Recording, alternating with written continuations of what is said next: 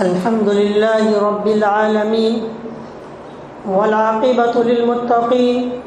والصلاة والسلام على سيدنا ومولانا محمد وعلى آله وصحبه أجمعين. أما بعد فأعوذ بالله من الشيطان الرجيم. بسم الله الرحمن الرحيم. قل إن كنتم تحبون الله فاتبعوني يحببكم الله ويغفر لكم ذنوبكم والله غفور رحيم. وقال رسول الله صلى الله عليه وسلم لا يؤمن أحدكم حتى أكون أحب إليه من والده وولده والناس أجمعين. صدق الله العظيم وصدق رسوله النبي الكريم. حضرت علامہ شبیر احمد عثمانی رحمۃ اللہ علیہ جو بہت بڑے عالم اور زبردست علم رکھنے والے حضرت مولانا مفتی محمد تقی عثمانی دامت برکاتہم کے ماموں تھے اور مفسر قرآن بھی تھے. وہ فرماتے ہیں کہ جب میں قرآن پاک پڑھتا ہوں اور قرآن پاک کے اندر جگہ جگہ پر حضرت موسیٰ علیہ نبینا علیہ الصلاۃ والسلام کا تذکرہ آتا ہے اور اللہ تبارک و تعالی حضرت موسیٰ علیہ نبینا علیہ الصلاۃ والسلام کا تذکرہ اتنے بہتر انداز سے کرتے ہیں تو میرے دل میں یہ آتا ہے کہ اللہ رب العزت کو حضرت موسیٰ علیہ نبینا علیہ الصلاۃ والسلام سے بڑی محبت ہے. اور ساتھ ہی ساتھ دل میں یہ بھی خیال ہوتا کہ ہمارے آقا صلی اللہ علیہ وسلم تو اللہ کے سب سے زیادہ محبوب ہے لیکن ان کا اتنا تذکرہ قرآن پاک میں نہیں جتنا تذکرہ حضرت موسیٰ علیہ نبینا علیہ الصلاۃ والسلام کا ہے. لیکن جب میں قرآن پاک کی اس آیت کریمہ پر پہنچا اور میں پڑھ رہا تھا تو میرے دل کے اندر یہ بات آئی کہ واہ رے کیا اللہ کی محبت حضرت محمد الرسول اللہ صلی اللہ علیہ وسلم کے ساتھ. اس لیے کہ اللہ فرماتا ہے کہہ دیجیے ان کنتم تحبون اللہ کہ اگر تمہیں اللہ سے محبت ہے اور اللہ سے محبت ہونے کا تمہیں دعویٰ ہے اور تم یہ چاہتے کہ تم سے اللہ محبت کرے ان کنتم تحبون اللہ تو یاد رکھیے فاتبعونی تم میری پیروی کرو تو اللہ تم سے محبت کرنے والا ہو جائے گا اور اللہ تمہاری مغفرت فرما دے گا. تو جس ذات کی اتباع میں اللہ کی محبت ہو تو اس ذات کا کیا مقام اور اس ذات اقدس کا کیا مرتبہ. بس اس آیت کریمہ کے بعد دل میں آ گیا کہ اللہ رب العزت کو اپنے محبوب صلی اللہ علیہ وسلم کے ساتھ کیا محبت تھی اور حضور پاک علیہ السلام کا کیا درجہ کیا رتبہ کیا مرتبہ تھا نبی اللہ رب العزت کے یہاں. اس سے معلوم ہوا کہ اگر کوئی یہ چاہتا ہو کہ مجھ سے اللہ محبت کرے اور ہم اللہ تعالیٰ کے محبوب بن جائے تو اس کے لیے ضروری ہے جتنی حضور پاک علیہ السلام کی پیروی کرے گا اتنی اسے اللہ کی محبت نصیب ہوگی. اس لیے اللہ نے یہ اعلان فرما دیا ان کنتم تحبون اللہ فاتبعونی اور جتنی محبت میں جتنی پیروی میں کمی اتنی اللہ کی محبت میں کمی ہوگی. اس لیے میرے محترم بزرگوں اور دوستوں اگر ہم اور آپ یہ چاہتے اللہ کی محبت حاصل کرنا اللہ کا محبوب بننا اور ہماری دنیا اور آخرت سنور جائے ہم دنیا اور آخرت میں کامیاب بن کر دنیا سے جائیں تو بہت آسان راستہ بہت ہی سہل راستہ سیدھا راستہ یہ ہم اور آپ نبی اکرم خاتم الانبیاء اللہ علیہ وسلم کی پیروی کرنے والے بن جائے، آپ کی اتباع کرنے والے بن جائے، آپ کے نقش قدم پر چلنے والے بن جائے، ہماری زندگی آپ کی زندگی مبارکہ کے مطابق ہو جائے۔ اللہ تبارک و تعالیٰ نے قرآن پاک میں فرمایا لَقَدْ كَانَ لَكُمْ فِي رَسُولِ اللَّهِ أُسْوَةٌ حَسَنَةٌ کہ اللہ کے رسول صلی اللہ علیہ وسلم میں بہترین نمونہ اور بہترین اسوہ۔ اب اپنی زندگی کو دیکھنا ہے کہ ہم اپنی زندگی کو گزارتے وقت ہمارا ماڈل، اور ہم کس کو ماڈل بناتے ہیں، ہم کس کے طریقے کو اختیار کرتے ہیں، اور ہمارے دل کے اندر کس کی محبت ہے، اور ہم کس کے نقش قدم پر چلتے ہیں۔ سوچ لیں، اگر ہم واقعتاً نبی اکرم خاتم الانبیاء صلی اللہ علیہ وسلم کی سنتوں کی پیروی کرنے والے اور سنتوں کی اتباع کرنے والے، یقین جانیے ہمارے دل کے اندر حضور پاک علیہ الصلاۃ والسلام کی محبت، اور یہی محبت ہمیں دنیا کے اندر بھی کامیاب بنائے گی، اور یہی محبت ہمیں آخرت میں بھی کامیاب بنائے گی۔ حضرت مولانا پیر ذوالفقار صاحب نقشبندی رحمۃ اللہ علیہ نے بڑی اچھی بات بیان فرمائی، فرمایا کہ حضور پاک علیہ الصلوۃ والسلام کی اتباع کے کچھ درجے ہیں، کچھ مراتب ہیں، صرف ایک نہیں کہ بس ظاہر ہمارا حضور پاک علیہ الصلوۃ والسلام کی اتباع کے موافق ہو گیا تم کامیاب نہیں۔ جس طرح پہلا مرتبہ ہے کہ ہمارا پورا ظاہر نبی اکرم صلی اللہ علیہ وسلم کی اس میں اتباع ہو، ہم کھانا کھائیں آپ صلی اللہ علیہ وسلم کے طریقے کے مطابق، ہم سو جائیں آپ صلی اللہ علیہ وسلم کے طریقے کے مطابق، ہم بیٹھے آپ صلی اللہ علیہ وسلم کے طریقے کے مطابق، ہمارا لباس نبی اکرم صلی اللہ علیہ وسلم کے طریقے کے مطابق، ہمارا چہرہ ہماری چیز حضور پاک علیہ السلام کے چہرے انور کے مطابق، ساری چیزوں جتنی ظاہری چیزیں ان سب کے اندر نبی اکرم صلی اللہ علیہ وسلم کی اتباع، تو حقیقت میں کامیاب ہے۔ تو ظاہر باطن وہ بھی ہمارا حضور پاک علیہ السلام کے طریقے کے مطابق، جتنے بھی باطنی اعمال، اور ہمارا قلب حضور پاک علیہ السلام کے قلب اطہر کی اتباع کرنے والا، جس طرح آپ کے قلب اطہر کتنا پاک و صاف اور اپنے دل کو کتنا صاف رکھنے والا، اس طرح ہم بھی اپنے دل کو لوگوں کے لیے صاف اور شفاف رکھنے والے، اور ایسی چیزیں جس سے حضور پاک علیہ السلام کو جو کمال حاصل تھا، ہم بھی کم سے کم ایسی اتباع کرے کہ حضور پاک علیہ السلام کو جو کمال حاصل تھا اس کا عکس ہم پر بھی آ جائے۔ معلوم ہوا ہمارا ہر قدم، ہر چیز، چاہے وہ ظاہر ہو باطن ہو کیسی بھی ہو، ہر چیز کے اندر ہم نبی اکرم خاتم الانبیاء صلی اللہ علیہ وسلم کی پیروی کے ہمارے لیے ضروری اور لازم ہے۔ لیکن افسوس آج ہم دیکھ رہے ہیں کہ حضور پاک علیہ السلام کی پیروی اور آپ صلی اللہ علیہ وسلم کی اتباع ہماری زندگی میں کتنی ہے۔ دیکھیے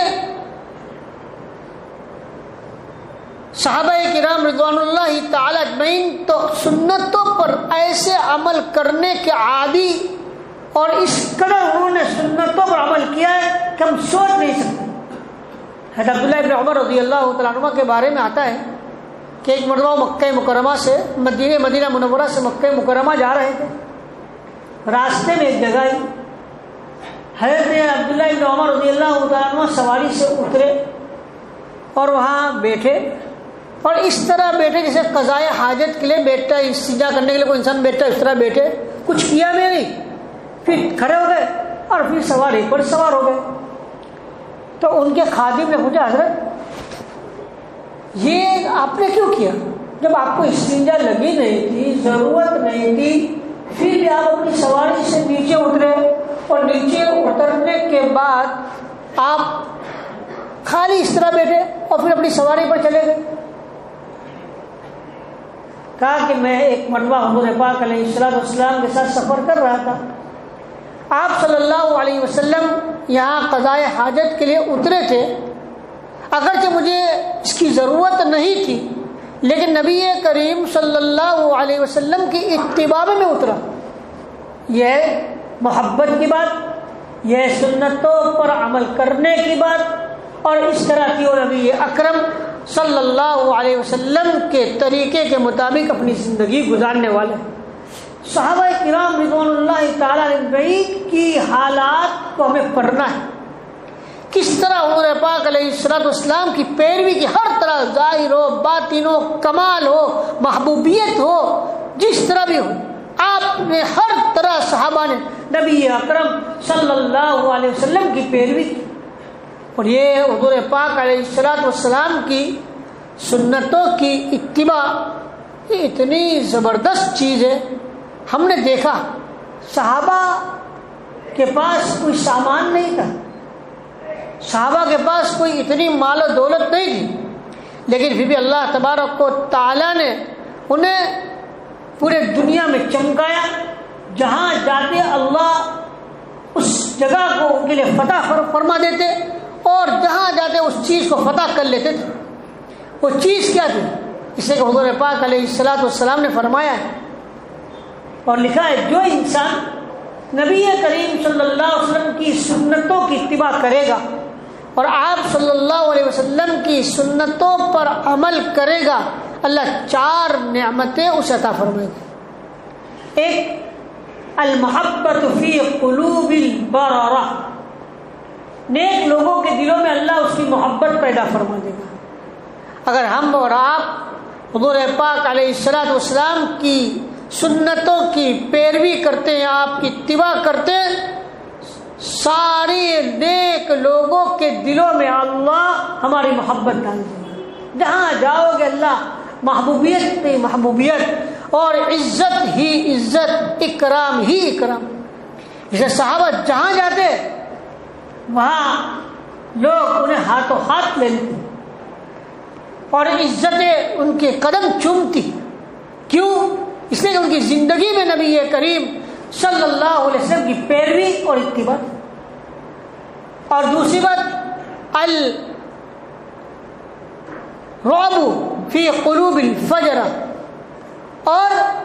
فاسق و فاجر کے دل کے اندر رعب پیدا کر دینا۔ کتنی بڑی بات ہے۔ ایک وقت تھا مسلمانوں کا دبدبہ تھا، مسلمانوں کا رعب تھا، اور آج کا زمانہ پورا الٹا ہو گیا۔ دنیا کے اندر سے مسلمانوں کا دبدبہ، مسلمانوں کا رعب لوگوں کے دلوں کے اندر سے ختم ہو گیا۔ بڑی مشکل یہی آ رہی ہے، ہم جو حالات کا رونا روتے ہیں اور پریشان جو ہم ہو رہے ہیں اپنی شریعت کے اعتبار سے، اپنے مذہب کے اعتبار سے، اپنے دین کے اعتبار سے، یہ رونا ہم جو رو رہے ہیں، یہ اس کی جو سبب ہے وہ ہم خود ہی ہیں کہ ہم نے آج حضور پاک علیہ السلام کی پیروی جو حقیقت میں ہونی چاہیے، آپ کی اتباع جیسی ہم کو کرنی چاہیے، آپ کی سنتوں پر جیسا ہمارا عمل ہونا چاہیے وہ نہیں ہے، تو خیر لوگوں کے دلوں سے جو ہمارا رعب تھا وہ ختم ہو گیا۔ اب وہ جو چاہے، جس طرح چاہے، جیسے چاہے کر سکتے، رعب ہی نہیں رہا۔ حدیث شریف میں آتا ہے نبی اکرم خاتم الانبیاء صلی اللہ علیہ وسلم نے فرمایا، ایک زمانہ آئے گا کہ لوگ تمہیں بلائیں گے اور لقمہ بنا کر تمہیں کھا لیں گے، لقمہ بنا کر تمہیں کھائیں گے۔ صحابہ نے پوچھا، یا رسول اللہ صلی اللہ علیہ وسلم، ہو سکتا ہے کہ اس وقت ہماری تعداد بہت کم ہو؟ آپ نے فرمایا، نہیں، بہت بڑی تعداد میں تم ہوگے، پھر اسلام دشمن تمہیں اپنا ایک پیالہ ہوتا ہے دسترخوان پر، اور جس طرح لوگ چن چن کر کھاتے ہیں اس طرح تمہیں چن چن کر کھائیں گے۔ فرمایا پھر کیا چیز ہے؟ کہ تمہارے دل کے اندر وہن داخل ہو جائے گا کہ یا رسول اللہ صلی اللہ علیہ وسلم وہن کیا ہے؟ فرمایا وہن حب الدنیا و کراہیت الموت، دنیا سے محبت اور موت کو ناپسند کرنا۔ جب یہ دو چیزیں انسانوں کے دلوں میں آ جائے تو سمجھ جا کہ وہ دنیا کے اندر بالکل اس کا کوئی ویلیو، کوئی عزت اور اس کا کوئی مقام اور کوئی مرتبہ نہیں۔ لوگ جس طرح چاہے اسے ہلاک اور ختم کر سکتے ہیں۔ آج پوری دنیا کے حالات کو ہم دیکھیں کہ مسلمانوں پر یہ چیز آ رہی ہے، اور اس کی وجہ یہی ہے کہ رسول اللہ صلی اللہ علیہ وسلم نے 1400 سال پہلے اس بات کو بیان فرما کر دیا۔ اگر آج بھی مسلمان اپنا لوہا منوانا چاہتا ہے اور اپنا دبدبہ لانا چاہتا ہے تو یاد رکھے اس کے لیے ایک ہی چیز ہے کہ ہم اپنی زندگی کو رسول اللہ صلی اللہ علیہ وسلم کی زندگی کے مطابق بنا دیں، اور آپ صلی اللہ علیہ وسلم کے طریقے کے مطابق اور آپ صلی اللہ علیہ وسلم کی سنتوں کے مطابق اپنی زندگی کو اختیار کرنے والا اور اپنی زندگی میں اس پر عمل کرنے والا بنا دے۔ یقین جانے انشاءاللہ آج پھر سے وہ زمانہ لوٹ آ سکتا ہے، لیکن اس کے بغیر کچھ نہیں۔ آج ہماری زندگی کے اندر سے نبی کریم صلی اللہ علیہ وسلم کی سنتیں ختم ہو چکی۔ آج